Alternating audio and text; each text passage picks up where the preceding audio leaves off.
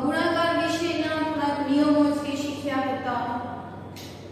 એમાં આપણે જોયું હતું કે ઋણ પૂર્ણાંકોનો જો સરવાળો છે ગુણાકાર છે, જો એ એકી સંખ્યામાં હોય તો ઋણ નિશાની છે એ રહે છે, અને જો ઋણ પૂર્ણાંકોની નિશાની જો બેકી સંખ્યામાં હોય તો તેનો ગુણાકાર છે એ આપણને ધન સંખ્યામાં છે એ મળે છે.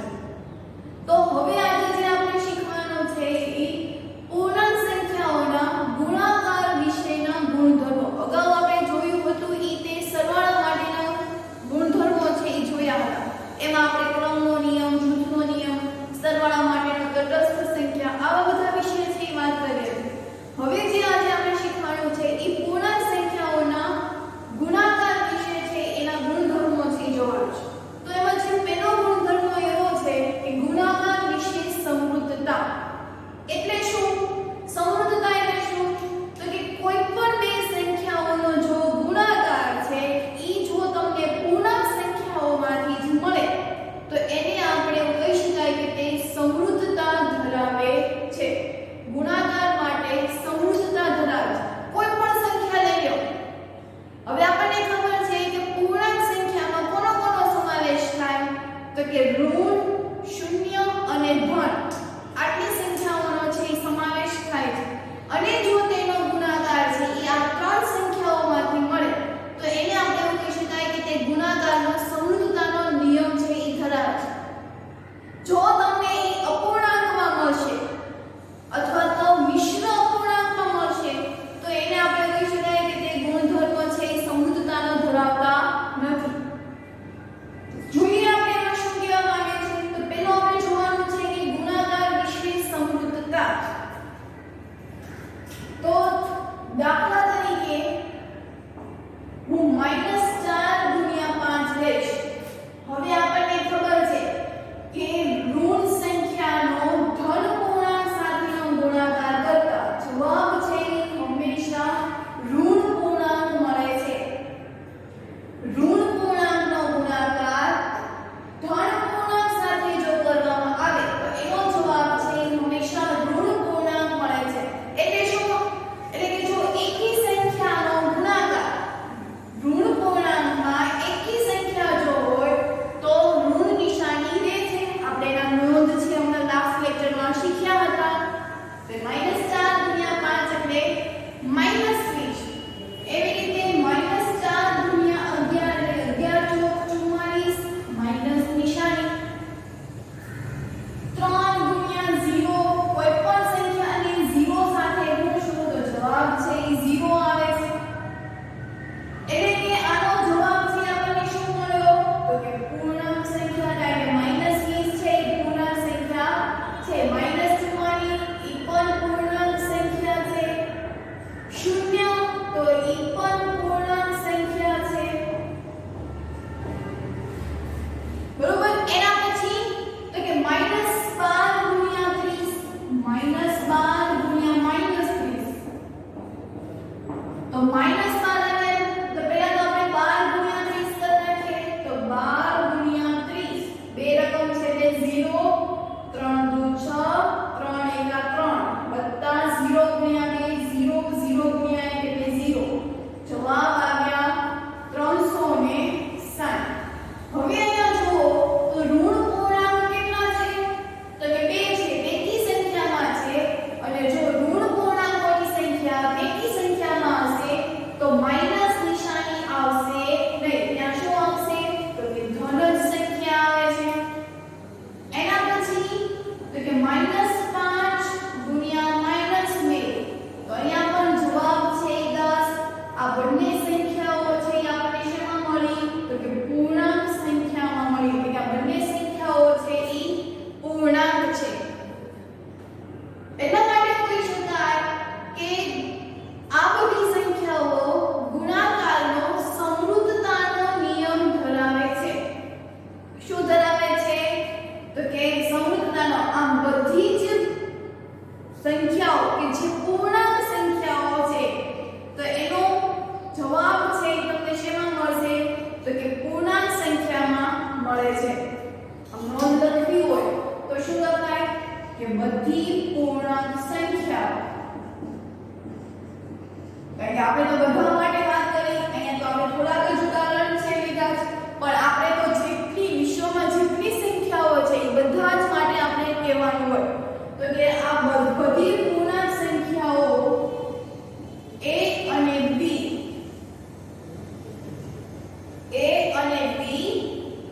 માટે છેલ્લી માટે a અને b માટે a ક્રોસ b પૂર્ણાંક બને. બરોબર, a અને b કોઈ a અને b સંખ્યાઓ છે જે પૂર્ણાંક છે ઈ બંનેનો જો તમે ગુણાકાર કરશો તો જવાબ તમને પૂર્ણાંક સંખ્યા મળે. તો આ મેં આપણે ગુણાકાર વિશે સમૃદ્ધતાનો ગુણધર્મ છે જોયો. ત્યાર પછી આપણે ગુણાકાર માટે ક્રમનો નિયમ છે એ જોવાનો છે. જેવી રીતે સરવાળા માટે આપણે ક્રમનો નિયમ જોયો તો એવી જ રીતે ગુણાકાર માટેનો ક્રમનો નિયમ. તો એમાં જેવી રીતે આપણે શીખ્યા હતા એવી જ રીતે આમાં પણ છે. તો દાખલા તરીકે -3 ગુણ્યા 4 કરીશ. -3 ગુણ્યા 4 તો 4 તેની 5 માઈનસ નિશાની આવી.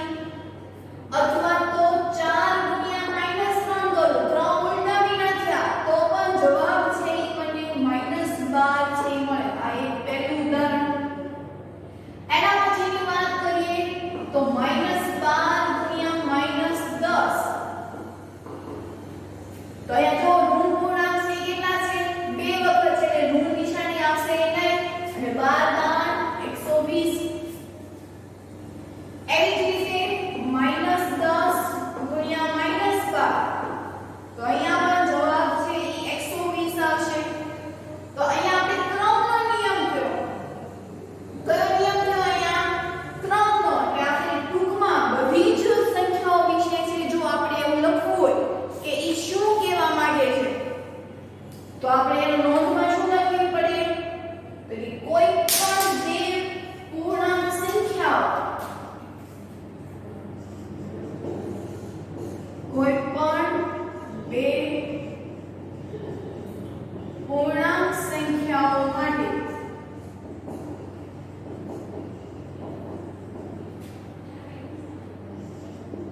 કોઈ પણ બે પૂર્ણાંક સંખ્યાઓ ab માટે એવું લખે. કોઈ પણ સંખ્યાઓ ab માટે a ગુણ્યા b બરાબર b ગુણ્યા a થાય.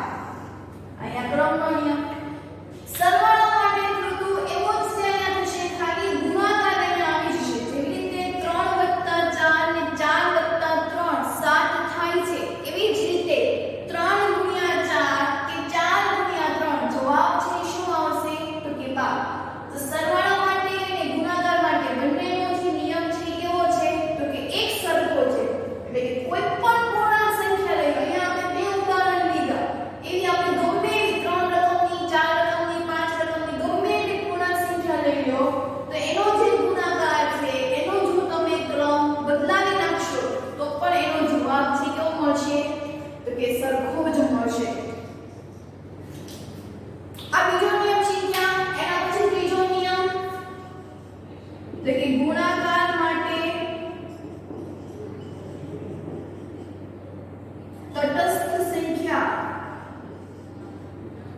હવે ગુણાકાર માટે તટસ્થ સંખ્યા એટલે શું? આપણે પેલા સરવાળા માટે વાત કરી. સરવાળા માટેનો તટસ્થ સંખ્યા એટલે શું તો કે એવી સંખ્યાનો ઉમેરો કરો કે જેથી જવાબ પોતે જ મળે. એવી સંખ્યા કોઈનો ઉમેરો કરો કે જવાબ ઈ જ મળે. આ હું સરવાળા માટેની વાત કરું છું. તો મારે ઈની સંખ્યા લેવા માટે મારે શું ઉમેરવું પડશે તો કે 0. જો 0 સિવાય કોઈ પણ સંખ્યા હું ઉમેરીશ તો એની પછીની સંખ્યા મળે. દાખલા તરીકે મારે 3 છે અને જવાબ મારે 3 જ નવો છે તો મારે કમ્પલસરી 0 છે ઉમેરવું પડે તો જવાબ છે મને 3 મળે. જો હું 0 સિવાય કોઈ બીજી સંખ્યા ઉમેરીશ તો જવાબ છે મને 4 મળશે જે મને પોતે જ સંખ્યા મળતી નથી. તો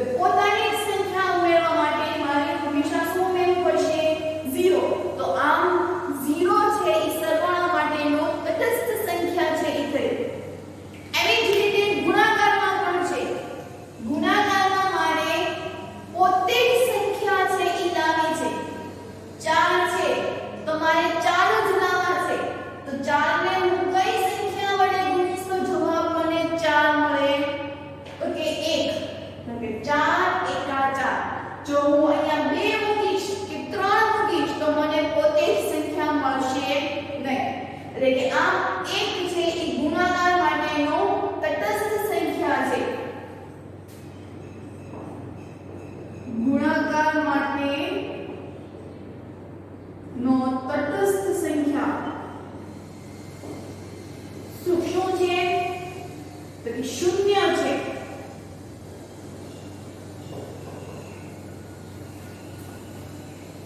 શૂન્ય છે. દાખલા તરીકે 4 ગુણ્યા 1 જવાબ 4 મળે. 2 ગુણ્યા 1 જવાબ 2 મળે. એના પછી 100 ગુણ્યા 1 જવાબ 100 મળે.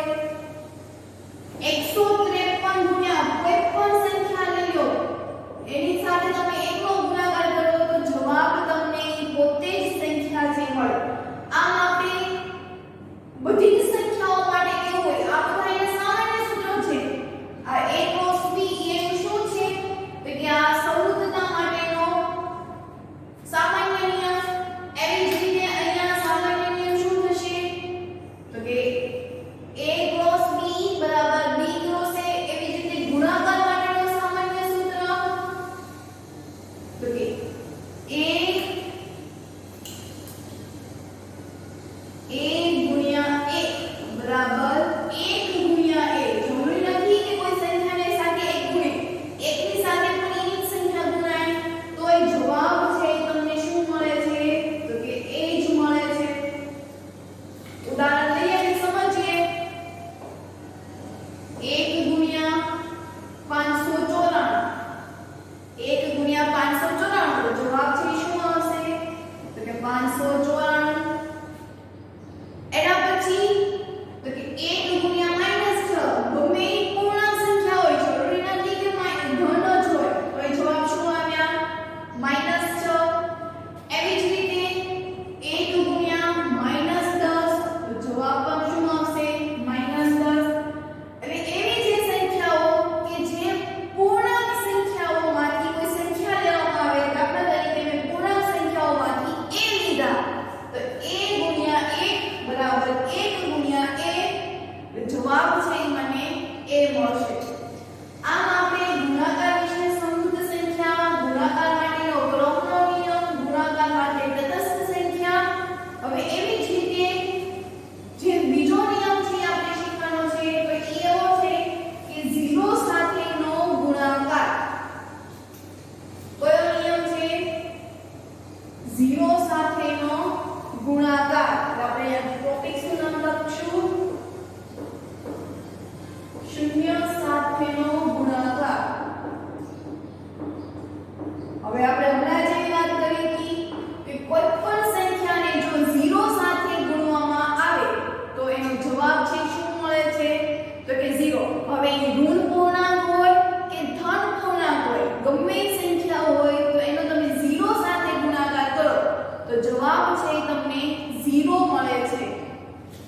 તો પેલા આપણે ઉદાહરણમાંથી જોઈએ તો દાખલા તરીકે -4 ગુણ્યા 0 4 ગુણ્યા 0 4 ને 0 સાથે ગુણાવો તો 0 અને 0 છે એને ઋણ નિશાની હોતી નથી ખાલી તટસ્થ હોય છે. એને તમે માઈનસ વડે કે પ્લસ વડે દર્શાવી શકો નહીં. એટલે -4 ગુણ્યા 0 એટલે -4 -12 ગુણ્યા 0 તો પણ જવાબ છે શું આવશે 0. મોટી રકમ છે દાખલા તરીકે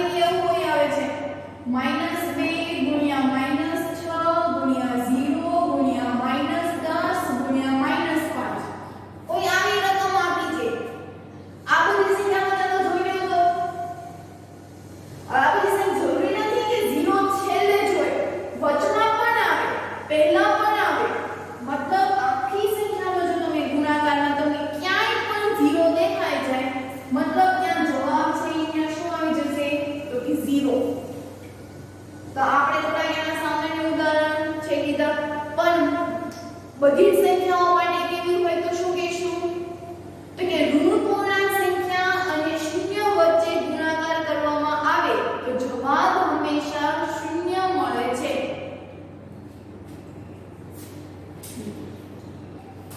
શું લખશું એમાં તો કે ઋણ પૂર્ણાંક અથવા તો પૂર્ણાંક સંખ્યાઓ લખે જરૂર નથી કે ઋણ જ હોય. પૂર્ણાંક સંખ્યાઓનો સરવાળો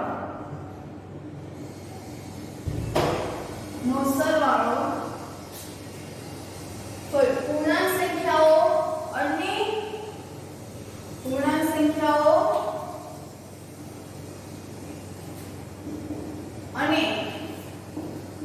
0 એટલે કે શૂન્ય સાથે ગુણાકાર કરવામાં આવે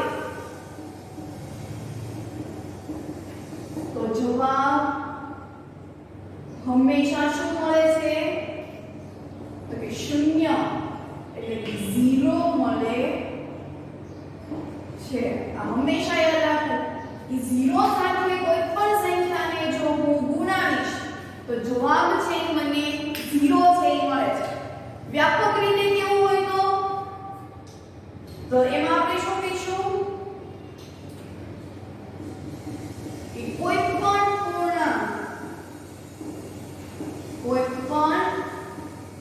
પૂર્ણાંક સંખ્યા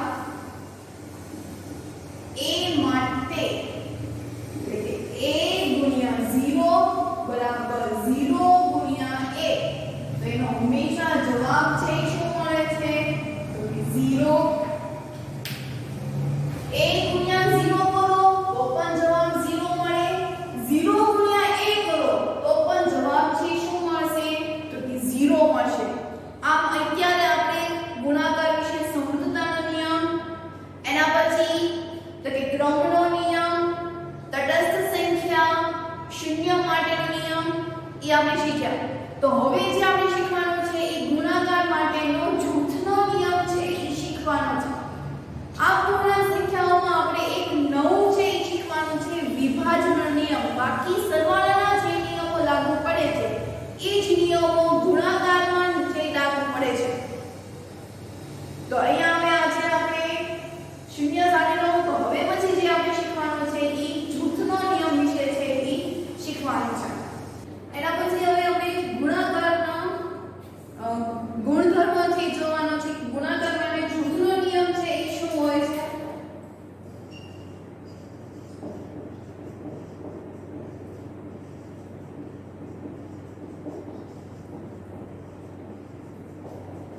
તો આ જ નિયમ આપણે સરવાળા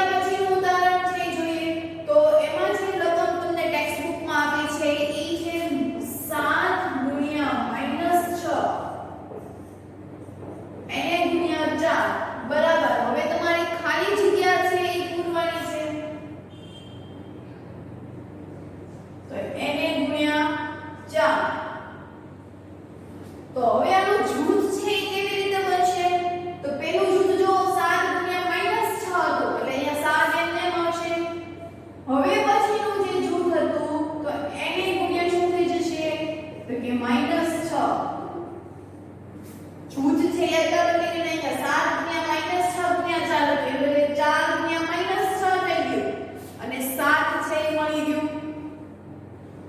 તો આમ આપણે જૂથનો વિષય છે એ વાત કરી, પણ આપણે બધી જ સંખ્યાઓ માટે જો આપણે વાત કરવી હોય તો શું લેવાનું? તો એ માટે પહેલા તો કોઈ પણ 3 પૂર્ણાંકો છે લેવા પડે. કોઈ પણ 3 પૂર્ણાંક a b c માટે a cross b cross c a ગુણ્યા b ગુણ્યા c બરાબર a ગુણ્યા b ગુણ્યા c. બરોબર? તો આ એનું એક સૂત્ર છે કે જે જૂથના નિયમ માટે વપરાય છે. જૂથ છે ઈ હંમેશા બે કરતા વધારાનું જૂથ હોય. જૂથ એટલે એક પ્રકારનું ટોળું. તો આ એ જ પ્રકારનું છે કે એવા 3 પૂર્ણાંકો abc આપ્યા છે કે જેને તમે ગમે એની સાથે ગુણાકાર કરો તો પણ જવાબ છે કેવો મળે છે? સરખો. તો આ મેં આપણે ગુણાકાર માટેના જૂથનો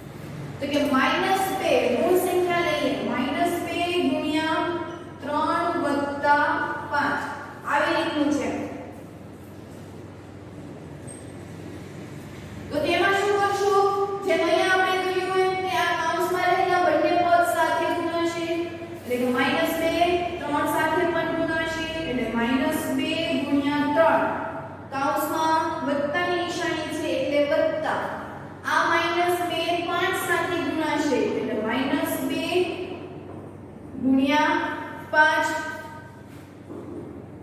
-2 ગુણ્યા 3 ઋણ સંખ્યા છે એ એક જ છે એટલે માઈનસ નિશાની રહેશે એટલે 3 દુ 6 વત્તાની નિશાની અહીંયા પણ ઋણ નિશાની છે એટલે -10 નજીક નજીકની નિશાની જોવાની પ્લસ માઈનસ માઈનસ આપણે શીખી ગયા છે પ્લસ માઈનસ માઈનસ એટલે -6 -10 ફરી પાછું જો બે સરખી નિશાની ભેગી થઈ તો માઈનસ માઈનસ પ્લસ એટલે 10 ને 6 16 અહીંયા -6 મોટા છે એટલે માઈનસ નિશાની એટલે જવાબ આવી ગયો -16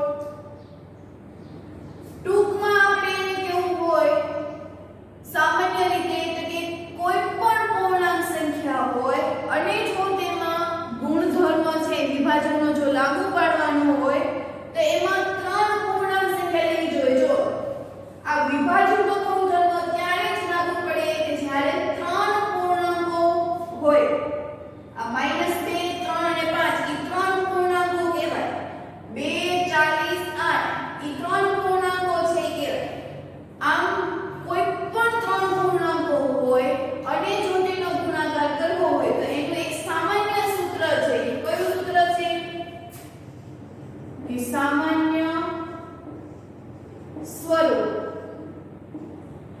તો કે a કૌંસમાં b + c a cross b + c એટલે જવાબ આવશે ab + ac અહીંયા ઈ જ કર્યું ને અહીંયા જો આ a આ b અને આ c તો -2 *